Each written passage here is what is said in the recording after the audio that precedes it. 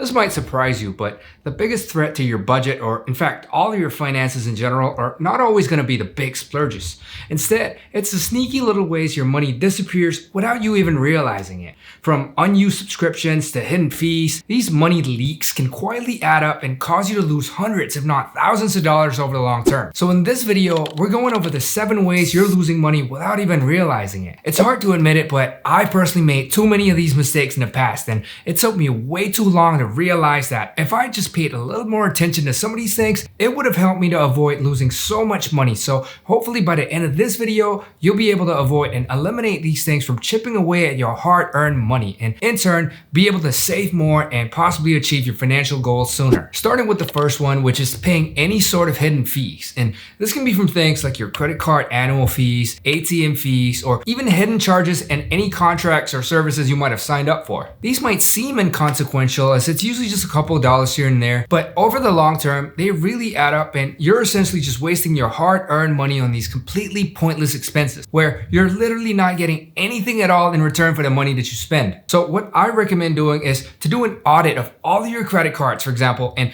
cancel the cards that you just don't use often enough to justify paying their fees, because there's really no reason to have more than 2 to 3 credit cards at any given time. For me, I'm mostly only using 2 credit cards, one for most of my spending like groceries and online payments, and another one for gas. This saves me the hassle of managing a bunch of different bills and keeping track of all of them. Also, there could be times where you might end up forgetting to cancel free trials on apps or websites before the billing starts. And this would mean these apps can go on charging you quietly for months or even years before you realize it. So there are 2 things that you can do to avoid this. The first being to get into the habit of going into your app store and make sure to check for any ongoing subscriptions and immediately cancel it before the billing even starts. Usually you would still continue to get access to the free trial until the trial period ends. So this way you don't have to worry about getting charged for it in case you forget. The second thing that I'd do is once a year or so, I'd call the bank to cancel the card and ask them for a replacement. So this way I know for a fact that all of the companies who might be quietly billing me can't do it once I have a new card with a new credit card number. It is a bit of a hassle getting my new card updated into subscriptions and sites that I actually use like Netflix and Spotify, but I think it is worth it to avoid losing money on all the other sneaky hidden charges. The second way you're losing money without even realizing it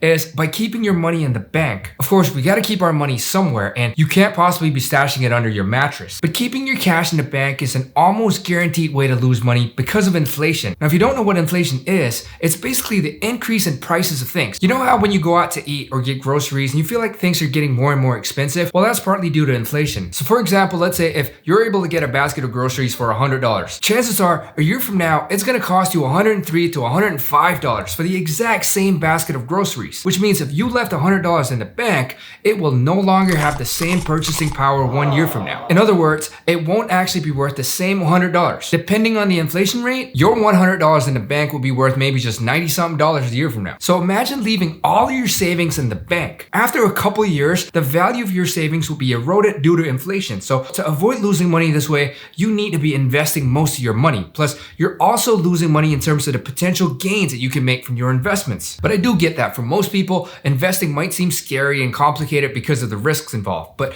it doesn't have to be. You don't need to be trawling through dozens of financial reports or study stock charts in order to invest, because you can easily buy shares of a low-cost ETF such as the VOO, which is an ETF or an exchange-traded fund that tracks the S&P 500 index, which is basically like investing into the 500 biggest companies in America. And just by doing this, you'll be able to get a return of about 10% a year on average. So now, instead of your money being eaten up by inflation, you actually get to grow your savings and compound the returns. Now, if you're thinking to yourself, you can't possibly invest every single dollar that you have. And you're right, you should have some liquid cash set aside as your emergency fund. But just remember to keep your cash in a high yield savings account instead of just a regular savings or checking account. Now, there is no escaping this.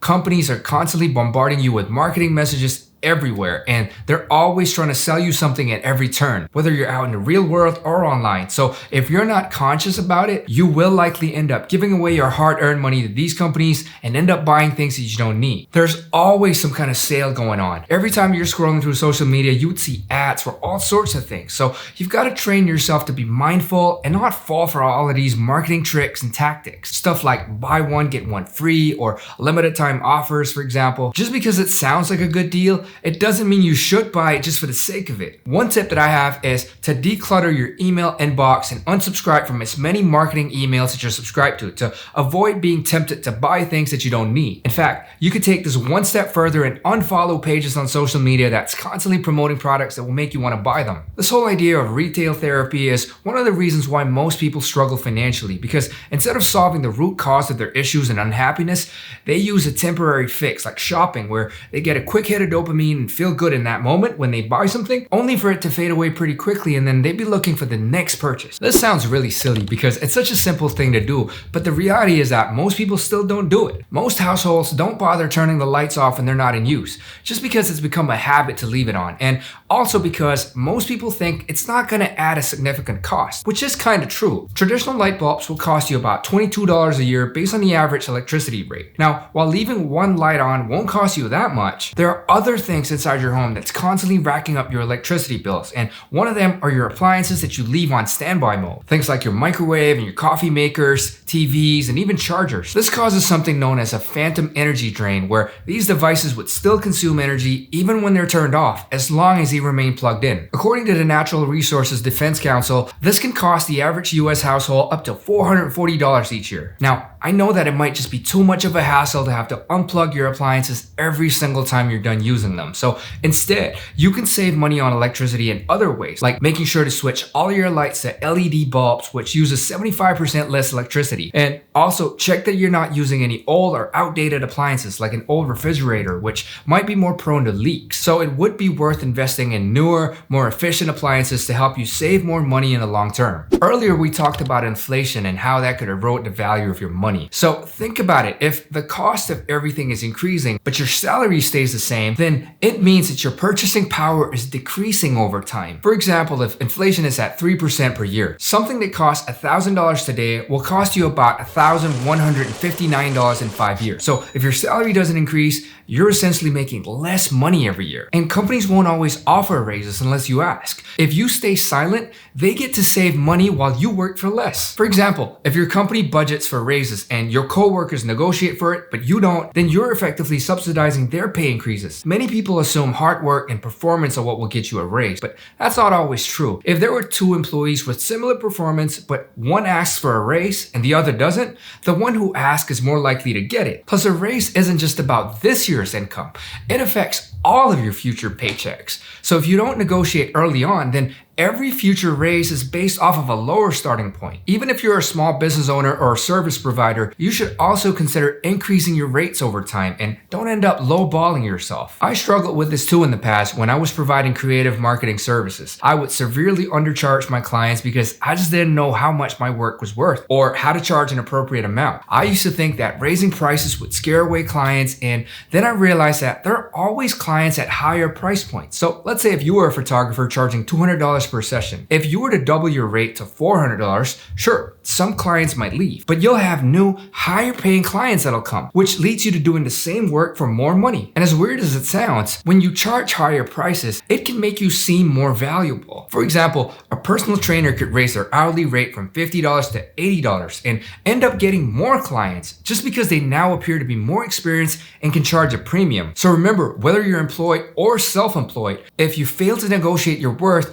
it's going to cost you thousands of dollars over time. Companies and clients won't always offer to pay you more, so you have to ask. And the earlier you start increasing your income, the bigger the financial impact will be overall. For most people, your food budget will likely be your third biggest expense after housing and transportation, with the average family spending anywhere between $500 to $1,000 a month on food and groceries. And nowadays, it has become so normalized for people to order DoorDash or get takeout from Chipotle on the way home because it's so convenient. But that convenience comes at a hefty price because a home-cooked meal will cost you just $3 to $5 versus takeout that could easily be $15 or more. And that's before all the delivery fees, tips, and taxes. If you're ordering or eating out a few times a week, week, you could be spending an extra $200 to $500 a month without even realizing it. Now that's up to $6,000 a year, money that could be invested, saved, or used for something way more valuable than overpriced takeout. But I get that most people are busy and just don't have the time to cook at home. So what I personally like to do is to meal prep once a week, where I'd cook all of the meals for the week and just keep them in the freezer. And the night before, I'll pull one out and thaw it in the fridge. So when it's time to eat,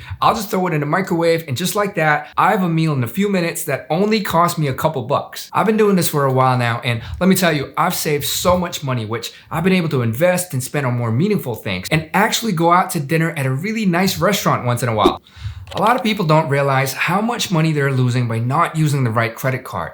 For example, if you're not taking advantage of cashback, points, or miles, you could be missing out on hundreds, if not thousands of dollars every single year. Think about it. A 2% cashback card on a $2,000 monthly spending could potentially earn you up to $480 each year, which is practically free money that you're just leaving on the table. So I think it'd be worth your while to read up about the different credit cards that are available to you and use the ones that give you the best rewards for different things like groceries, flights, or dining out. It really doesn't make any sense to pay for things with cash or even a debit card, because you're getting nothing back. Not just in terms of the potential cashback or rewards, but also in terms of security. Like, for example, if someone somehow got a hold of your debit card details and made fraudulent transactions with it, if it's linked to your bank account, then they essentially can get direct access to your money. But with a credit card, you have an added layer of protection, because you're essentially spending the bank's money when you shop with a credit card, and you only pay it back to the bank later when they send you a bill. So if there's ever any fraudulent transactions on your credit card,